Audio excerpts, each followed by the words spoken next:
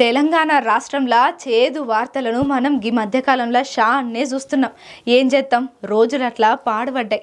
అయితే మేడిగడ్డ లక్ష్మీ బ్యారేజీ కుంగుబాటు మీద కోర్టుల కొట్లాడుతున్న అన్న రాజలింగమూర్తి అనేటాయన ఘోరంగా హత్యకు గురైండు.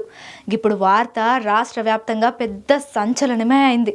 అయితే దీని మీద సీఎం రేవంత్ రెడ్డి సారు మస్తు గరానికి రాబట్టిండు.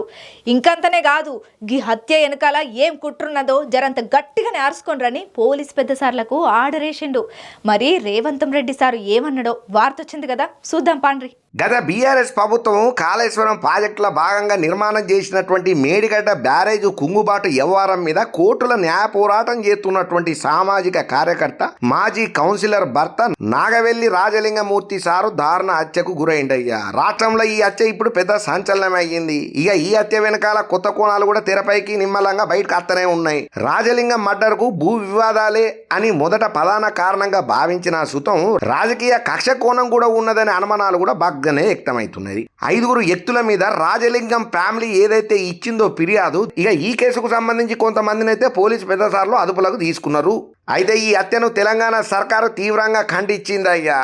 మాజీ సీఎం కేసీఆర్, మాజీ మంత్రి హరీష్ రావు తదితరుల మీద న్యాయ పోరాటం చేస్తున్నటువంటి రాజలింగమూర్తి దారుణ హత్యకు గురవుడు. ఈ ఘటన మీద తెలంగాణ సీఎం రేవంత్ రెడ్డి సార్ వారాదిస్తున్నాడు. మర్డర్కు గల కారణాలు నిఘా వర్గాల నుంచి సమాచారం కోరిండయ్యా. దీంతో కీలక వివరాలను అధికారులు సేకరణ చేసిల్లు. మేడిగడ్డ బ్యారేజీల అవకతవకలు జరిగినాయని చెప్పి రామలింగమూర్తి కోర్టుల పిటిషన్ అయ్యగా ఈ కేసు బాధిస్తున్న లాయరు 6 నెలల కిందట ఆకస్మికంగా మృతి చెందగా నిన్న రాజలింగమూర్తి హత్యకు గురైండు. దీంతో ఈ హత్య కేసును సిబిసిఐడికి అప్పగించాలని చెప్పి రాష్ట్ర ప్రభుత్వం యోచన చేస్తున్నది. ఏదేమైనా ఈ హత్య మీద మాత్రం రేవంత్ రెడ్డి సార్ మస్తు గారానికి వస్తున్నాడు. దోషులు ఎంత టోళ్ళైనా సరే, ఎవరైనా సరే ఉపేక్షించేదే లేదు. కఠిన చర్యలు తీసుకొని ఆ దోషులకు శిక్ష పడేటట్టు చేస్తామని చెప్పి కారాఖండిగా రేవంత్ రెడ్డి సార్ అయితే చెప్తున్నాడయ్యా.